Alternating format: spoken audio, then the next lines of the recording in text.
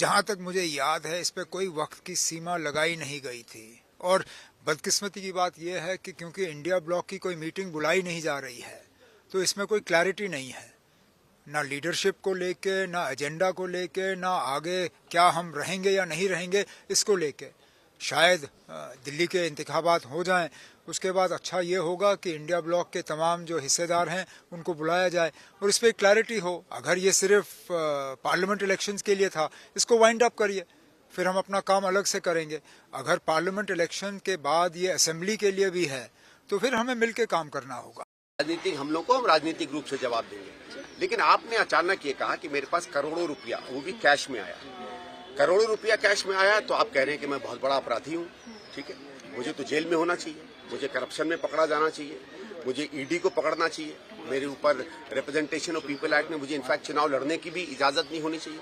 तो मुख्यमंत्री जब इतने बड़े इल्जाम लगाता है तो या तो आपके पास सबूत हो, सबूत दीजिए, नहीं तो मुझे ये पड़ेगा कि मैं अपनी सम्मान के लिए आप पर केस कर रहा हूं और आपको जेल भेजूंगा।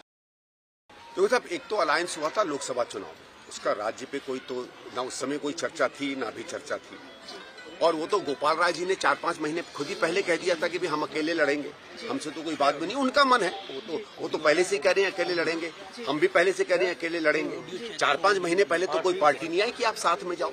हुआ क्या है, 2-3 महीने से जब हम लोग यहाँ दिल्ली में क्रियाशील हुए हैं तो ये सब घबरा गए। इनको लगता है कि कांग्रेस कहीं दिल्ली में जीत न जाए, क्योंकि अगर हम दिल्ली में चुनाव जीत जाएंगे तो फिर से और राज्यों में भी, क्योंकि दिल्ली का एक संदेश जाता है, और राज्यों में हम आज से ज्यादा सशक्त होंगे। और अगर हम उत्तर प्रदेश और बंगाल में हमारी शक्ति बढ़ती है तो स्वाभाविक है कि तृणमूल और सपा कमजोर होगी। तो ये लोग अपनी जान बचा रहे हैं अपने अपने राज्यों में, ये उनके लिए एक बड़ा राजनीतिक कदम है और कुछ नहीं है। वो कोई, हर स्टेट का अपना अपना समीकरण होता है, वहाँ के कार्यकर्ताओं की अपनी उम्मीदें होती हैं, महत्वाकांक्षाएं होती हैं, और जो चूंकि वो केंद्र है दिल्ली, तो इसलिए सब पार्टियां चाहती हैं कि वहाँ पर उनका शासन हो।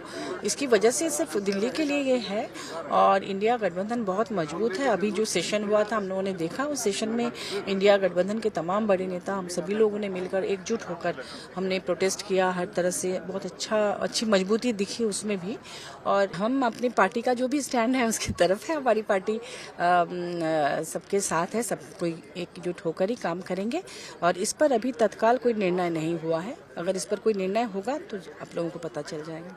कल तेजस्वी यादव के बयान और उसके जवाब में जिस तरह से कांग्रेस के सीएलपी लीडर शकील अहमद खान ने पलटवार किया है,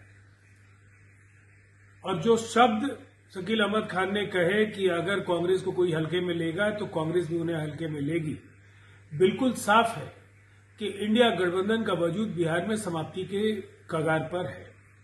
मिलकर ये दोनों और इनके साथी दल लड़ते तब भी इनका सफाया होना तय था, लेकिन अगर ये अलग अलग लड़ते हैं तो एक एक सीट पाने के लिए इन्हें जो मशक्कत करनी होगी उसका इन्हें एहसास भी नहीं है।